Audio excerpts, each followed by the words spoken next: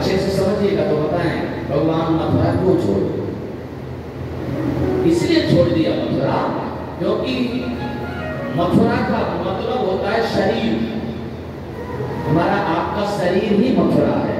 बस 1 मिनट के लिए मान लीजिएगा अपना शरीर जो है क्या है, मथुरा है। क्यों मथुरा है शरीर? इसलिए मथुरा, ये शरीर हमारा मथुरा है क्योंकि शरीर में यदि राम है, राम कौन है? जो हमको दिखता नहीं है। इतने पूरे शरीर को, इतने पूरे बोझ को ढोने वाला इतना सूक्ष्म है, इतना बारीक है, कोई दिखता ही नहीं है। इसको प्राण बोलते हैं। प्राण देखा इसका किसी ने कि प्राण निकल रहे, वो जा रहे, वो चले जा रहे, प्राण जा रहे, वो चले गए, देखे आज तक किसी को कि प्राण आ रहे होते हैं तो दिख रहे हो?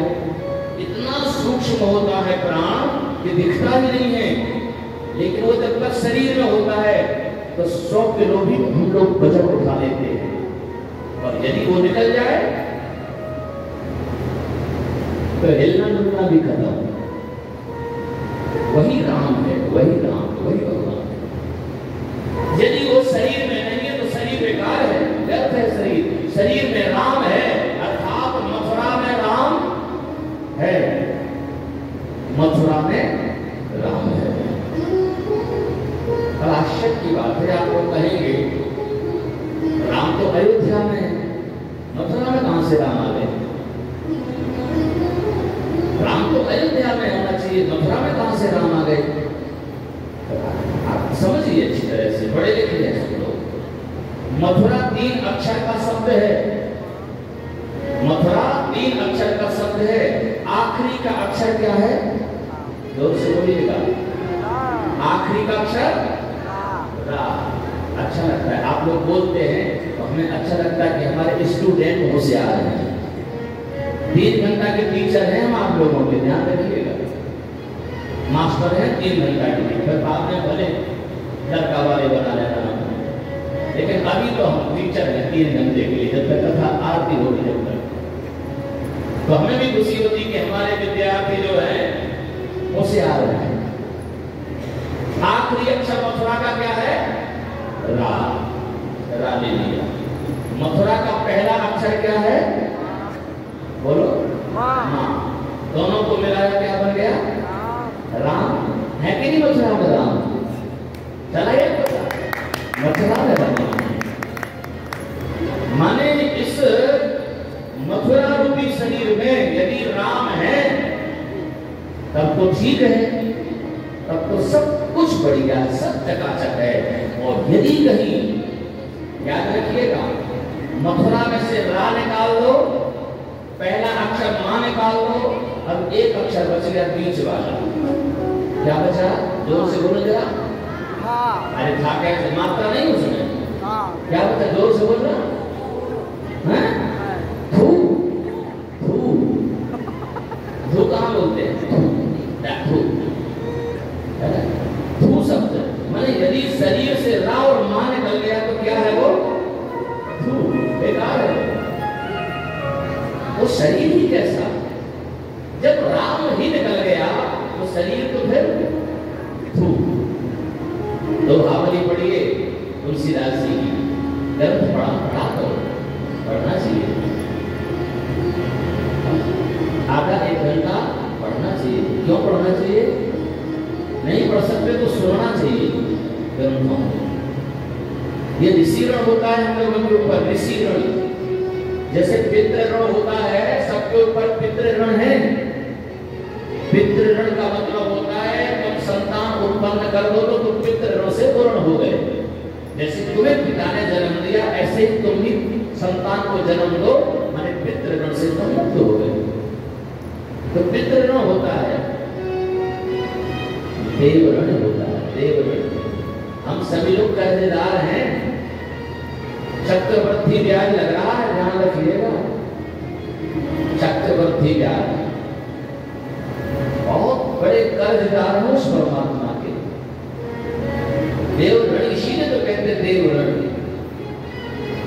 हमें मनुष्य बनाया उसने, कहीं जानवर बनाया होता, गाय बैल भैंस बना दिया होता, सांकर से गिरमा से बंधे होते और सामने भूसा की छवड़ियां धरी होती, चल रहे होते भूसा। भगवान ने बड़ी कृपा करी, मनुष्य बना दिया, तो ऋण है कि नहीं उसका? हमारे ऊपर उसका ऋण है। अरे पूजा पाठ करना, सूर्य भगवान देखिए, सूर्य नारायण भगवान कितना प्रकाश देते हैं हमारे लिए, हमारे अंधकार को दूर करते हैं। सूर्य अंधकार को दूर करते हैं। रात में भी बिजली चली जाती है, आज भोग चुके हैं हम लोग, बिजली नहीं थी। नदियां निःशुल्क फ्री में आपको पानी दे रही हैं, फ्री में पीने के लिए पानी आ रहा, पता कितने का आ रहा है? जो लोग ले रहे हैं उनको पता है। एक कैंप पर जो आता पाटलो कितने की आ रही? 25 रुपए की। आ रही कि नहीं आ रही? और यदि बिस्लरी ले लो तो फिर वो और रेट बढ़ जाएंगे। पैसे में आ रहा पानी, और जमुना जी में पैसा लगेंगे, भर लाओ ना, कैन भर के ले आओ, टैंकर भर लो। कोई मना करेगा कि कम हो जाएगा जमुना जी का पानी? फ्री मिल रहा है, जल फ्री मिल रहा है, प्रकाश फ्री मिल रहा है। कभी जब आफत आ जाती है, जब फेफड़े काम नहीं करते हैं, लंग्स जो है हमारे अंदर के काम नहीं करते अच्छी तरह से, तो ऑक्सीजन की जरूरत पड़ती है। सिलेंडर कितने का है पता किया? सिलेंडर जो इतना सा सिलेंडर ऑक्सीजन वाला कितने का था? 2000 से लेकर के बढ़ते जाओ, वही ऑक्सीजन हम लोगों को फ्री में मिल रही है। 24 घंटे में हम लोग सांस कितनी लेते हैं? कितनी करी कभी? 24 घंटे में जो हम लोग सांस ले रहे हैं, कितनी बार लेते हैं 24 घंटे में? 21,200 बार। कितनी सांस ले रहे हो? 21,200 ये सांस है। अब कभी गिनती करना, लेकिन रात भर जागना पड़ेगा, ये तो कैसे गिनोगे? दिन भर की तो गिन लोगे, रात में कैसे गिनोगे? रात में भी बैठ करके गिनती करनी पड़ेगी। एक सांस होगी, 2 सांस हो गई। सांस कर, सांस मत करना, सांस नहीं तो सांसों की गिनती करने लग जाए। सांस रामदेव जी का योगा सीख लिया। एक बहू रामदेव जी का योगा सीख लिया, उसने योगा सीख कर भजन ज्यादा करने लग जाएंगे, भजन ज्यादा करने लग जाएंगे। आप करके देखिए, भोजन अपने आप कम हो जाएगा, भोजन अपने आप कम हो जाएगा। भजन बढ़ाओगे भोजन कम होगा, और भोजन बढ़ाओगे तो भजन कम होगा। भोजन ज्यादा करोगे तो भजन कम होगा, और भजन ज्यादा करोगे तो भोजन कम होगा। कितने ऐसे लोग हैं जो केवल खाने के लिए जी रहे हैं? कितने ऐसे लोग हैं जो केवल खाने के लिए जी रहे हैं, और कुछ लोग ऐसे भी हैं केवल मात्र जीने के लिए खा रहे हैं, जीने के लिए खा रहे हैं। जरूरी है, जरूरी माध्यम खरु धर्म साधनम। ऋण है हमारे सबके ऊपर, इन ऋण को चुकाने के लिए पढ़ना चाहिए। दोहावली में क्या लग रहे तुलसीदास जी? जहाँ राम तह काम नहीं, जहाँ राम तह काम नहीं, और जहाँ काम तह राम। तुलसी कबहू की रह सके, रवि रजनी एक ठाम। प्रकाश और अंधकार एक साथ दोनों नहीं रह सकते। प्रकाश और अंधकार, उजेला और अंधेरा एक साथ नहीं हो सकता। क्या हो जाएगा?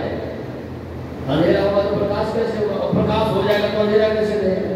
भाई दो में से एक रहेगा। ऐसे ही जहां राम होगा वहां काम नहीं होगा, और जहां काम होगा वहां राम नहीं होगा। अब समझ में आया कृष्ण कन्हैया क्यों मथुरा से आए? मथुरा रूपी शरीर में यदि कंस रूपी काम है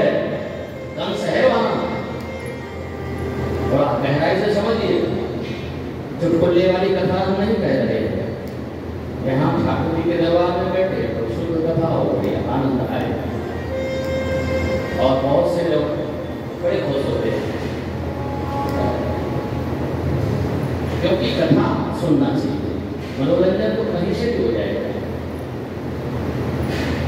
दोनों एक साथ थी। कंस जो है वो काम का प्रतीक है, वो मथुरा में कंस था, इसलिए कृष्ण माने राम नहीं रुके, और जब राम आए मथुरा में दोबारा 11 वर्ष के बाद तो काम नहीं रहा था वहां, मैंने कंस खत्म हो गए।